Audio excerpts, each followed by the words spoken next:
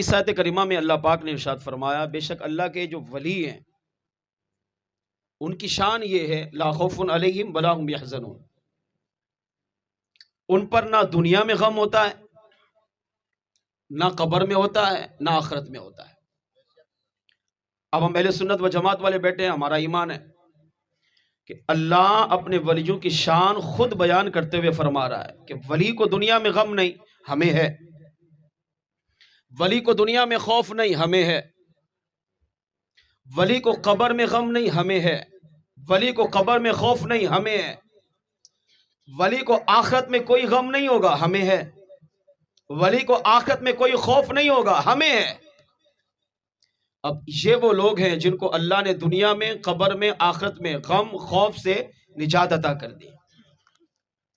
اب جب ہم ان ولیوں سے تعلق جوڑیں گے، ہمیں ہے خوف کہ پتہ نہیں خاتمہ ایمان پر ہوگا کہ نہیں، پتہ نہیں قبر جنت کا باغ بنے گی یا معاذ اللہ جہنم کا گڑھا، پتہ نہیں قیامت کے دن میرے بارے میں کیا فیصلہ کرے گا اللہ کہ مجھے معاذ اللہ دوزخ میں ڈالا جائے گا یا جنت میں۔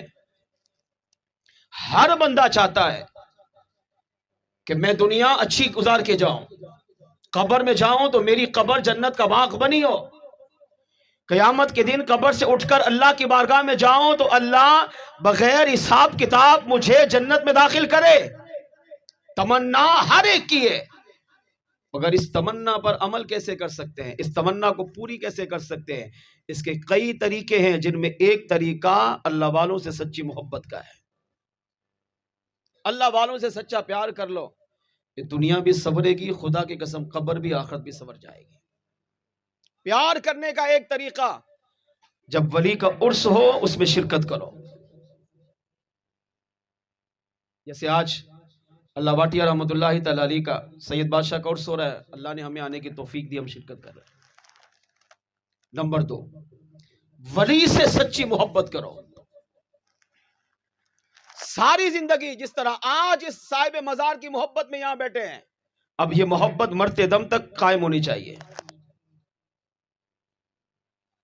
اس کا طریقہ یہ ہے کہ زندگی میں کبھی بھی اپنے زبان سے ولی کے بارے میں بے ادبی بولنا تو دور کی بات، سوچنا بھی نہیں۔ یہ حقیقت ہے، ہمارے پاس نمازیں نہیں ہیں، روزے نہیں ہیں، حج زکوٰۃ تلاوت قرآن صدقہ خیرات سب کو پتا ہے میں کیا ہوں۔ دنیا قبر آخرت سنوارنے کا بہترین طریقہ اللہ والوں سے سچی محبت، اللہ والوں سے سچا پیار، اللہ والوں سے سچی عقیدت ہے۔ مولانا روم رحمۃ اللہ تعالی علیہ نے مثنوی شریف میں لکھا، حرم کے باہر مکے کے حدود میں چند چونٹیاں جمع ہوئی اور چونٹیوں نے آپس میں کہا ہم مدینے چلتے ہیں، کچھ نے کہا پہلے ہم مکہ چلتے ہیں، وہاں جا کر کعبے کا طواف کریں گی، چونٹیاں کہہ رہی ہیں کعبے کا طواف کریں گی، پھر وہاں سے چلیں گی مدینے میں۔ تو جو چونٹیوں کی ملکہ تھی اس نے کہا کیا تم پاگل ہو گئی ہو، مکے کے حرم سے باہر ہو، مکے کے حدود سے باہر ہو، ہماری رفتار کتنی ہے، اگر آج ہم یہاں سے چلیں گی تو کئی ہزار سال ہمیں مکے پہنچنے میں لگیں گے، پھر وہاں سے اگر ہم مدینے جائیں گی تو کئی ہزار سال ہمیں مکے سے مدینے پہنچنے میں لگیں گے، اور کہیں ایسا نہ ہو کہ سارے سفر میں ہی ہم مر جائیں، کسی کے پاؤں کے نیچے آ جائیں، کچلی جائیں، اونچائی سے گر جائیں، کچھ بھی ہو جائے، انتقال کر جائے تو ہم تو مکے مدینے نہیں پہنچ پائیں گی، اور یہ حسرت یہ تمنا لیے دنیا سے ہی چلی جائیں گی۔ چونٹیوں نے کہا پھر آپ کی رائے کیا ہے، کیا کرنا چاہیے؟ کہا صبر کرو، ہر جمعہ ہماری اس وادی میں کچھ کبوتر آتے ہیں، اس کبوتر کو جب وہ کبوتر آئے نا اور اس کا مالک جب اسے دانے ڈال رہا ہو، اب جس نے مکے جانا ہے، حرم جانا ہے، کعبے کا طواف کرنا ہے، مدینے جانا ہے، کبوتر سے چمٹ جائے، اس کے پاؤں سے لگ جاؤ، جو سفر تمہارا کئی سال کے بعد طے ہوگا وہ چند گھنٹوں میں طے ہو جائے گا۔ ملکہ کی یہ بات چونٹی کو سمجھ میں آئی۔ اب جنہوں نے مدینے جانے کی تیاری کی ہوئی تھی، جنہوں نے مکے جانے کی تیاری کی ہوئی تھی، جن کو طواف کعبہ کرنے کا شوق تھا، جمعے تک انتظار کیا، ایک ہفتہ صبر کیا۔ مولانا جلال الدین رومی رحمۃ اللہ تعالی کہتے ہیں جمعے کا دن آیا اور کبوتر آئے جو گئے ہیں انہوں نے وہاں دیکھا ہوگا کبوتر کعبے کا بھی طواف کرتے ہیں، مصطفیٰ جان رحمت کے مزار کا بھی طواف کرتے ہیں، مدینے میں بھی کبوتر ہوتے ہیں، مکے میں بھی کبوتر ہوتے ہیں۔ اب جب وہاں کبوتر آئے، مالک نے دانا ڈالا، اب چونٹیاں کبوتروں کے قدموں سے لپٹ گئی، کبوتر اڑے۔ اب کبوتروں نے اپنی پرواز بھری، کہاں جا رہی ہے؟ مکے کے اندر۔ کہاں جا رہی ہے؟ کعبے کا طواف کرنے۔ کہاں جا رہے ہیں یہ کبوتر؟ مصطفیٰ جان رحمت کے مزار کی حاضری کے لیے۔ اب جو چونٹیاں کبوتر کے پروں سے ان کے قدموں سے چمٹ گئی، چند ہی گھنٹوں کے بعد اللہ نے انہیں کعبے کا طواف کرنا نصیب کر دیا۔ کبوتر اڑا، اس نے کعبے کا طواف کیا، چونٹی کبوتر کے پاؤں سے پروں سے چمٹی رہی، وہ بھی کعبے کا طواف کرتی رہی۔ کبوتر اڑے اور وہاں سے مدینے میں پہنچے، گنبد خضرا کے مزار کا وہاں جا کے طواف کیا۔ جو چونٹیاں ان کبوتروں کے پروں سے ان کے پاؤں سے لگی رہی، وہ بھی مصطفیٰ جان رحمت کے روزے کا طواف کرتی رہی۔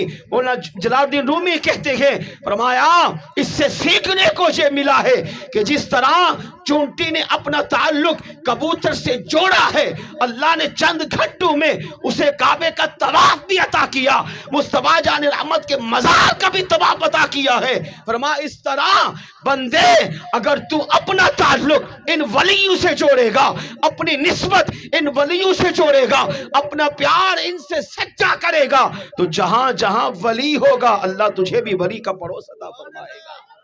جس طرح اللہ دنیا میں انہیں غم سے، مصیبت سے، پریشانی سے، خوف سے بچاتا ہے، جب اپنا تعلق ولی سے مضبوط رکھے گا اللہ ان کے صدقے تجھے بھی دنیا کے غم اور خوف سے محفوظ فرما دے گا۔ فرمایا ہاں جس طرح اللہ ان ولیشوں کی قبروں کو ان کے جانے سے پہلے جنت کا باغ بنا دیتا ہے، اگر تو اپنا تعلق ان ولیوں سے سچا رکھے گا، پیار سچا ہوگا، عقیدت سچی ہوگی، کبھی زندگی میں بے ادبی گستاخی نہیں کرے گا، ان کی تعلیمات کو اپنے آپ پہ نافذ کرتا رہے گا، تو جس طرح ان کی قبر ان کے جانے سے پہلے جنت کا باغ بنتی ہے، اللہ ان کے صدقے تیری قبر کو بھی جنت کا باغ بنا دے گا۔